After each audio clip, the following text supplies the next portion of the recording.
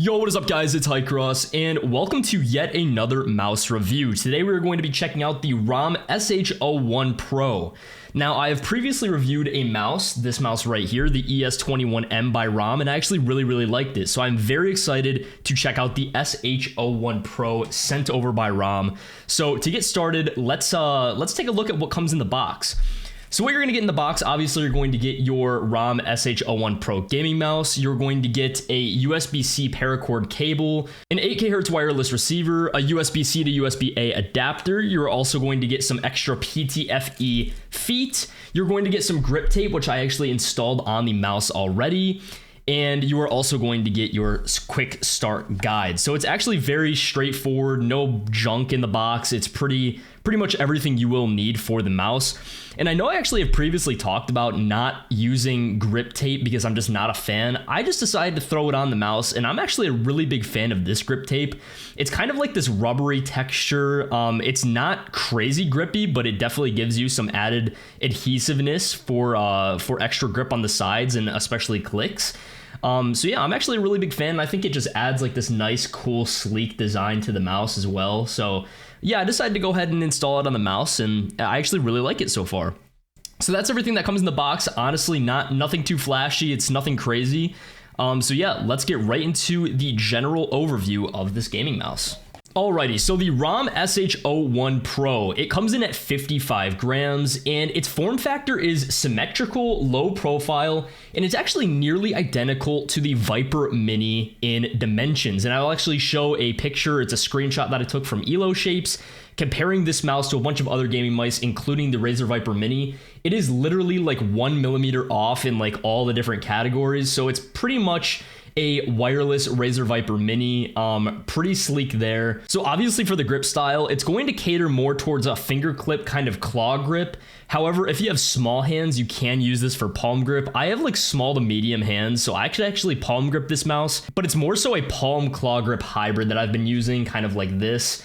Because of my hand size, obviously. For the surface coating, it is a soft rubberized texture, so it's actually very smooth.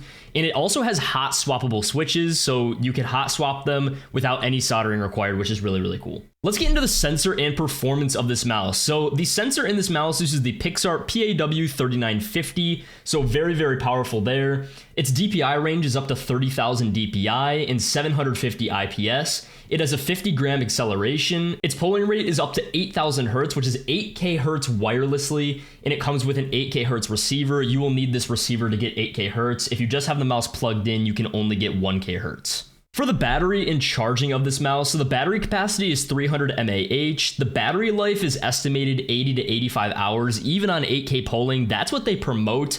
Personally, my experience was more like closer to 50-60 hours on 8K polling, which is still a good amount of hours using 8K. I used 8K Hertz polling for about 3 days, and it finally died on that third day, so I'm pretty impressed with how long that actually stayed alive.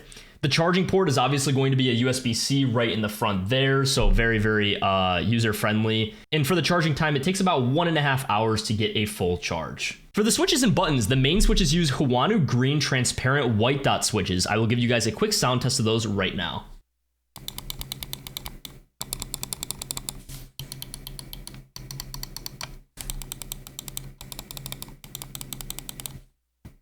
So as you guys just heard, I think those Hawanu green transparent white dot switches sound really good. They're not crazy light feeling, they are a little bit loud. However, I think it still sounds really good. The click durability is rated for 100 million clicks. They are also hot swappable with standard 3-pin switches. And the side buttons, there's 2. They're really good placement. There's a good space in the middle here so you don't accidentally fat finger one of the buttons. That was a big pet peeve of mine with actually the Final Mouse 10s. There wasn't a big gap in the middle, and I would constantly fat finger those buttons. I would have loved the Final Mouse 10s if they actually made a bigger space in between the side buttons. So that's a big perk there. You always want a big space in between the side buttons. And for the scroll wheel, if I had to nitpick anything about this mouse, you guys know that I love the scroll wheel to be popping out of the mouse a lot. And it does pop out of the mouse a fair bit, as you can see. However, with the grip tape installed in the mouse, it doesn't pop out a crazy amount. You typically want to see a little bit of the wheel engaged right over there. And it's barely popping out of that. Personally, I haven't had a crazy amount of issues, but there was a few times where I actually missed the scroll wheel or it just wouldn't scroll back when I'm resetting, so that kind of got in the way just a tad bit. Other than that, it hasn't been a crazy issue. I would have liked for the scroll wheel to be popping out of the mouse just a little bit more, but that's just if I had to nitpick. For the feet in the build, the feet material is 100% PTFE, super smooth glide, honestly, no problems there. It's crazy smooth and consistent, and obviously it has those extra feet if you guys want to install those as well. And for the software and compatibility, I'll actually switch my screen and show you guys the software real quick here. So right here, this is actually called RAWM Hub. You guys can install this just by typing in RAWM Hub in Google, download it, and make sure you update your firmware and everything like that. You're gonna have to plug in your mouse to update that firmware. Make sure everything's up to date, then click on your mouse. And it's a super user-friendly software. I actually talked about this with the ES21M video. The RAWM software is very user-friendly, and I'm a huge fan. Let me actually hide my webcam so I don't block anything there. And so right here, you can obviously play around with your DPI. I keep mine at 800 DPI, but I know a lot of you guys use like 1600 or 400, maybe even 3200. For your polling rate, I've been playing around. My sweet spot has always been 2000 hertz polling. However, you can get that 8000 hertz polling. Again, I always talk about this in videos. I personally do not think the technology is there to run 8000 hertz polling consistently in games like Fortnite. With a solid 240 FPS running, especially like late games if you guys are going to play tournaments, because I know a lot of you guys who watch me play competitive Fortnite, that's why you want to get the best gaming mice possible, the best tech out there. I just don't think running 8000 hertz is going to work. It is going to drop your frames tremendously. It's going to cause hitching. I think 8000 hertz will be useful in maybe the next year or two as technology gets better. However, 8000 hertz is a little ahead of its time right now, and I just don't think it's quite there yet. So my sweet spot has always been 2000. I never run into issues. It's still more than that 1000 hertz.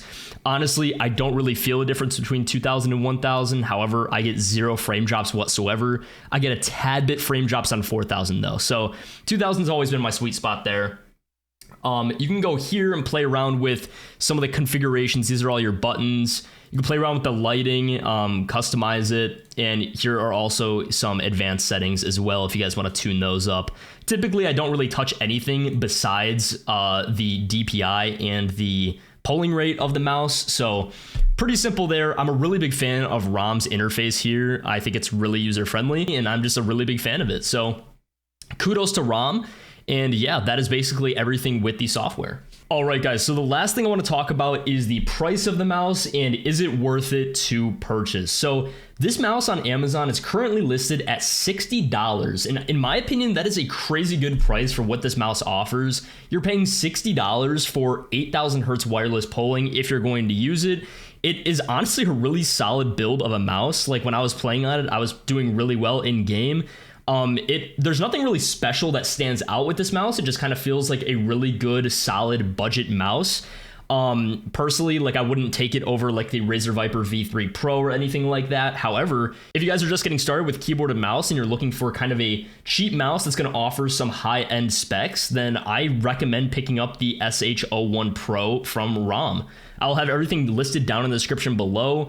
Again, nothing crazy about this mouse, but it is very, very solid. And yeah, I'll have everything listed below if you guys want to check it out. Once again, thank you guys so much for watching my videos. I really appreciate it. Thank you so much for 10,000 subscribers on my channel. To this day, my biggest milestone I've ever received. I've been really busy recently, so thank you guys for still consistently watching me. I'm trying to balance college with, putting out videos, and I love making these videos, so I'll still try to be busting them out. But yeah, thank you guys so much again, and I'll catch you guys in the next video. Peace.